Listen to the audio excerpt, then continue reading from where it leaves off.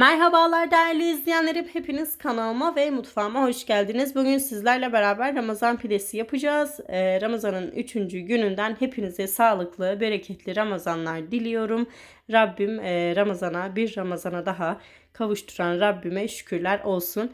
Dilerseniz hemen vakit kaybetmeden size kendi tarifimle yaptığım ve her sene esprisini yaparak eşime 50 liraya sattığım pidemin tarifini veriyorum. Pide tarifim için uygun bir kaba 200 milimlik su bardağında ılık su alarak üzerine bir paket instant maya ekleyip bir çay kaşığı da toz şeker ekledikten sonra bunu güzelce homojen kıvama gelene kadar karıştırıyorum. Karışımım güzelce şöyle eridikten sonra hemen yine aynı bardakta olmak şartıyla bir su bardağı un ekliyorum. Bunu da yine el kullanmadan bir spatula veya bir çırpıcı ile şöyle güzelce bu da eriyinceye kadar karıştırıyorum arkadaşlar. Gördüğünüz gibi unum tamamen birleşti. Gayet yumuşak, homojen bir kıvam aldı. Bu kıvamı aldıktan sonra arkadaşlar üzerine kapağını kapatıp yaklaşık olarak 15 dakika dinlendiriyorum. Burada pide tarifinde dinlendirmek, aşama aşama dinlendirmek çok önemli. 15 dakika sonunda ön mayalandırma işlemim hazır olmuş oldu. Yine aynı bardakta 2 su bardağı un daha ekliyorum ve bunu ihtiyacım olduğu kadar su alarak ben yaklaşık olarak bir su bardağı kullandım. Hamur kıvamına gelinceye kadar elimle güzelce yoğuruyorum.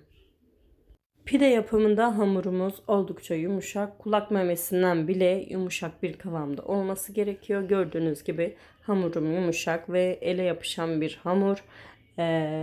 Güzelce bunu da yoğurduktan sonra arkadaşlar yine kapağını kapatıp bir 15 dakika kadar daha dinlendireceğim. Dediğim gibi pide yapım aşamasında dinlendirmek çok önemli. Evet, 15 dakika sonunda hamurum gayet yumuşak ve ekşimiş bir kıvam aldı. Hamurum bu kıvama geldikten sonra arkadaşlar hamurumu şöyle bir köşeye alıp köşeden bir hamur daha yapacağım. Gördüğünüz gibi bir su bardağı, aynı bardakta bir su bardağı ılık su aldım yine ve üzerine bir çay kaşığı tuz ilave ediyorum. Tuzu da ilave ettikten sonra yine bir su bardağı olmak üzere de ben un ekleyeceğim. Onu da ekledikten sonra bunu da güzelce köşede hamur kıvamına getirip ekşimiş olan hamurumla karıştıracağım. Benim tarifimle pide yapmanızı ben kesinlikle tavsiye ediyorum. Orijinal pideden hiçbir farkı olmayan has ve has Ramazan pidesi tarifidir. Gerçekten de çok beğenilen bir tarif.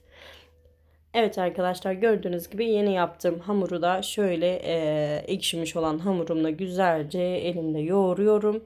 Yoğurduktan sonra yağlı kağıt sermiş olduğum fırın tepsime alacağım. Ve orada da yine aynı şekilde yaklaşık olarak 15 dakika tepsi mayası yapacağım. Evet arkadaşlar, belirttiğim gibi hamurunuz çok yumuşak bir kıvamda olması gerekiyor. Gördüğünüz gibi benim hamurum gayet yumuşak bir kıvamda. Ben bu tarif için yaklaşık olarak 5 su bardağı un kullandım. Bir adet büyük boy pide çıkarmış oldum bu tarifimle. Her hamur işi tarifimde de söylediğim gibi hamurunuzun kalitesine göre bunun miktarı değişecektir. Hemen hamurumu tepsime aldım. Elimi ıslatıp şöyle üzerinden birkaç tur geçip düzelttikten sonra üzerini bir temiz bez ile örtüp yaklaşık olarak 15 dakika daha dinlendirdim. 15 dakika daha dinlendirdikten sonra şöyle hamurumu yine aynı şekilde elimi ıslatıp tepsimde güzelce bir düzelttikten pide şekli verdikten sonra bir yumurta ayırmış olduğum bir yumurta sarısını üzerine her tarafına eşit olacak şekilde gezdiriyorum. Yumurta sarımızı da güzelce üzerine gezdirdikten sonra şimdi sıra en zevkli aşamaya geldi. Şekil verme aşaması. Önce şöyle etrafında bir daire çizerek ardından videoda gördüğünüz gibi yukarıdan aşağıya doğru çizikler atarak pidemize şeklini veriyoruz. Çok zevkli bu aşaması gerçekten. Üzerine sizler isterseniz susam ve çörek otu karışımı yapabilirsiniz. Ben sadece çörek otu gezdirdim. Şimdi fırına gönderip alt üst ısıtmalı ayarda 180 derecede yaklaşık olarak 30 dakika kadar pişirdim.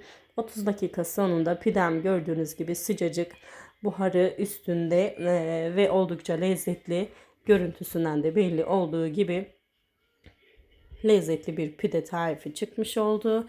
Bir videomun daha sonuna geldik. Umuyorum ki videomu beğenmişsinizdir.